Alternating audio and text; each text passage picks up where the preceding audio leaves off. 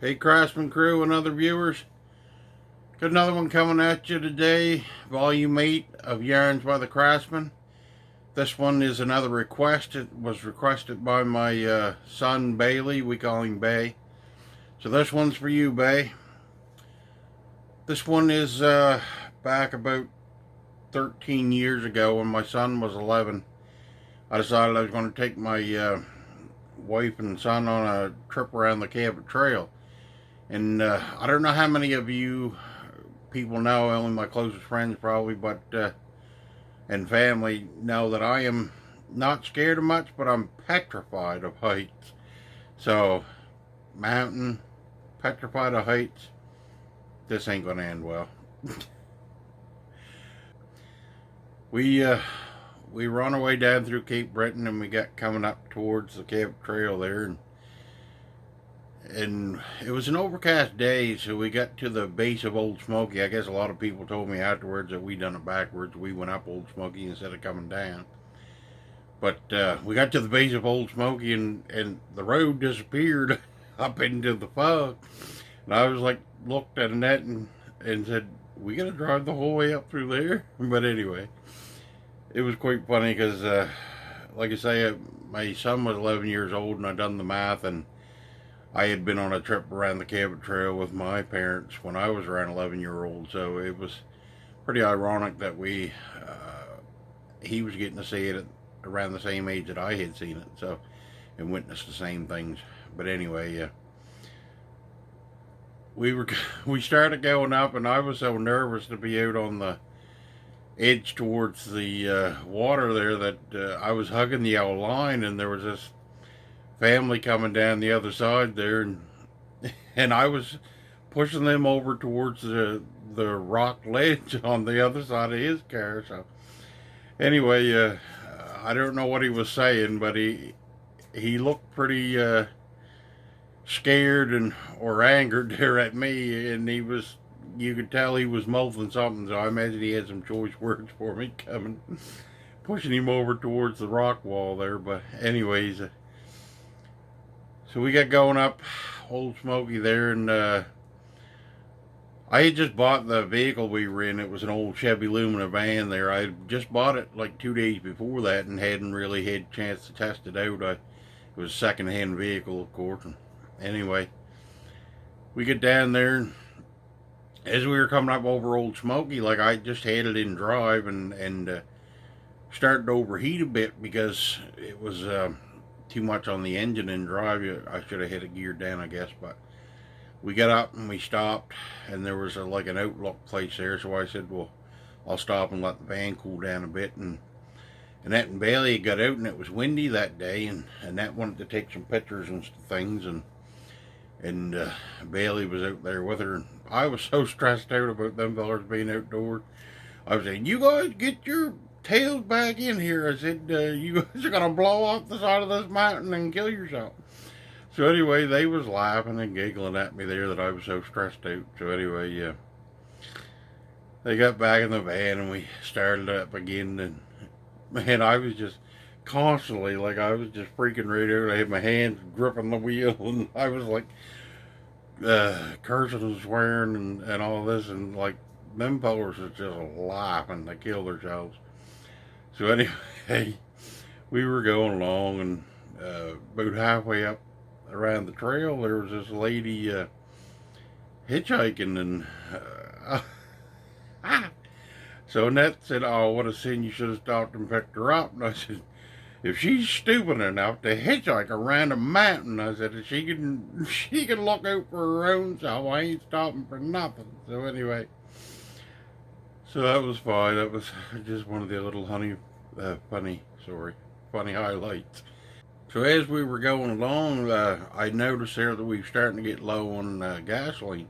Where I could, I was trying to coast and put it in neutral and try to save on some gas, because I didn't know if there was any gas stations in the trail at all until we got out again. So when we were coasting down some of the lulls and stuff there in neutral, and I was using the brakes, and And that was saying to me, like, I see these signs that said to use low gear. And I said, no, that's only for big trucks and stuff. So I said, don't worry about that. So it reached the summit, I guess, and was starting to come down the other side where the hills was getting much steeper there to come down on the break. So anyway, we were coming down.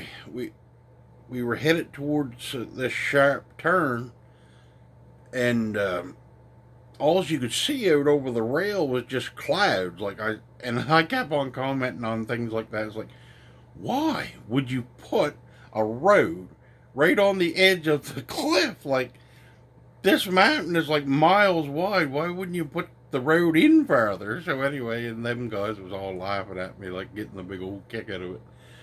So anyway, we was coming down this steep hill, like I said, and this sharp corner at the end, and I was coasting in neutral, and first thing the brakes went right to the floor because they had overheated, and I said, we got no brakes. We got no brakes. I was going like that and then freaking right out. So anyway, I geared her down like that in the low gear. Like the transmission was making awful noises there. It was, I geared it down. We was going too fast. So anyway, by using the transmission and what little bit of brakes we had left, I safely got around the corner and got her slowed down and stopped. And so I stopped to let the brakes cool down. And so I said to Annette, I said, well, I guess you was right. That wasn't just for the big trucks. So we kept going along, but we got to stop to this here little place. I forget the name of it now, but it was like a little Scarecrow Village, and I had seen that too when I was, like I say, 11 years old, and it was, to me, to think of it that way, like it was pretty cool that my son was getting to experience those same things that I had seen when I was 11 at the same age. So anyway, we went into the old Scarecrow Village there, and I don't know if anybody's ever been there, that they have like all these different scarecrows done up, and they name them, and then they got a place where you can, one's done up that you can put your face into the hole there and get your picture taken. And we were going around taking pictures of them and looking at the different names and things, and it was funny because there was this one that was looked like an older dude there, and his name was Chester. He said he was waiting for somebody at the dance or something. I can't remember now, just to read it. They said, and anyway, Annette and Bailey got the big kick out of it there because his name was Chester there, and I think somebody made a comment like, he don't look as scared as you. But anyway, coming down on the shore side, where it isn't so steep, like I found it beautiful, like looking out over the water, like the Cabot Trail. If you ever get a chance to go and you're not scared of heights, that is, it's a beautiful drive. Like I say, for those of you who don't know where the Cabot Trail is, I'm gonna try to put up a little somewhere here on either side. Put up a little map there of show people where Nova Scotia and the Cabot Trail is, if I can find one. But anyway, I think that trip took about 5 to 10 years out of my life. I was so scared, but anyway, they really enjoyed it, and I love to be able to do that for them, even like face my peers and do that for them, to give them that experience, and it was awesome. Anyway, I hope you enjoyed this one too. I know it probably wasn't as funny as some of the other ones, but I guess it's one of the ones that you had to be there to enjoy it the most. Craftsman out. Have a nice day. Double H Craftsman here. If you like this video, please remember to like and share with all your family and friends. And if you'd like to become a member of the Craftsman crew, it's very simple. Just hit the subscribe button. It doesn't cost a cent.